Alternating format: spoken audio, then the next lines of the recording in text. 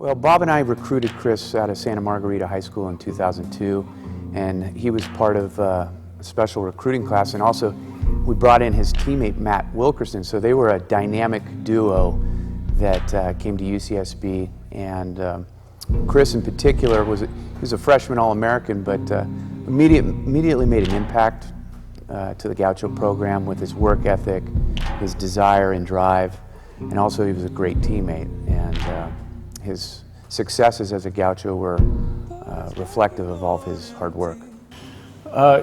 Chris, to me, was really what it means to be a Gaucho. At the risk of sounding totally cliche, he was the heart and soul of that team in 2005. He was always the first one to the field, last one to leave, working early, staying late to hit. He was our team leader. He was our captain that year. And really, he's the one that got us ready to go before every game. I was actually going to a doctor's appointment by chance, and he was coming out at the time. So I found out like moments after he found out. He was with his mom and his family, and so it was really a shock.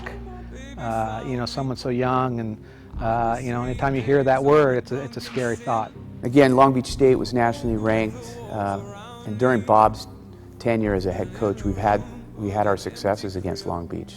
The year prior, Chris had a dramatic home run against Major League pitcher Jared Weaver, but this particular series, with Chris being out and not knowing if he was going to play at all, it set up for a very dramatic scenario.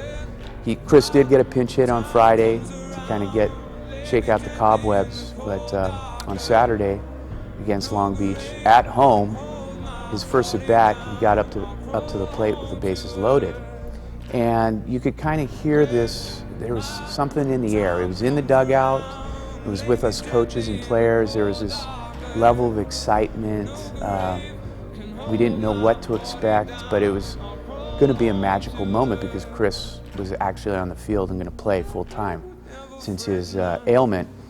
And I believe the fans at Long Beach State also were aware of the situation because Chris was a household name in Southern California. And sure enough, his first at bat, straight out of the movie The Natural, just like Roy Hobbs, Chris gets a fastball with the bases loaded and deposited over the right field fence. And right now I'm getting chills thinking about it, but everybody in our dugout was affected in a different way. I think guys were welling up thinking about it, and the thing I remember most was the fans at Long Beach State, the corner that they all sat, stood up and gave him Chris a standing ovation as he crossed home plate.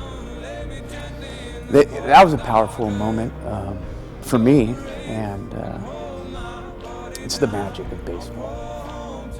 So that day in the 05 season, when Chris first came back after a round of chemotherapy, I think he hadn't even come to the field that entire week. He was so weak, and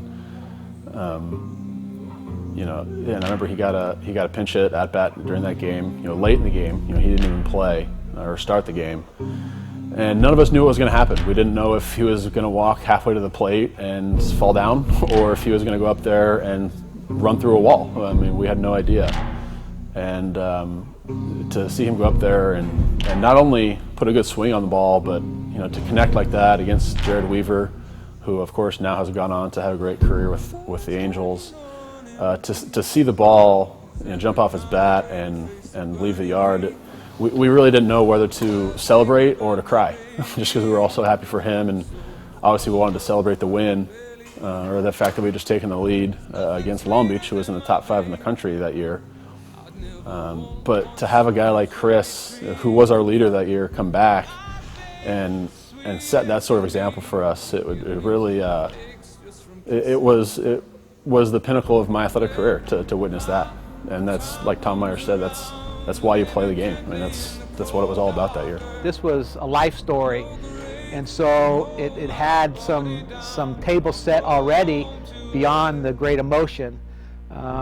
So it was just incredibly, the electricity in the air was was you could touch it and feel it, and it's palpable. And when he walks up there in that situation with the bases loaded, it's like this couldn't have been written any better.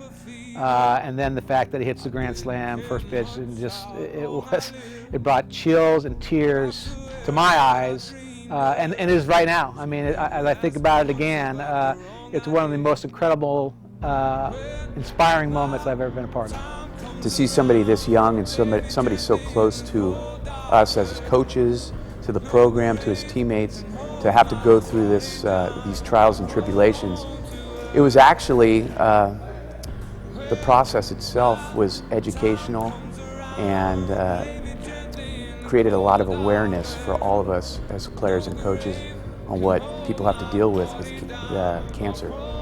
You knew he was a fighter. I mean, he was a fighter and a competitor as a player, and you knew he was going to take that same attitude to this disease. And that's exactly what he did. I expected nothing less than what has happened. You know, he's become a great father, great family man, great in his community. You know, a lot gets talked about the players that go on from your teams in the professional leagues, but stories like this you're just as proud of, and I'm just as proud of Chris as I have any player that's ever come through here, and our emotional bond will always be there.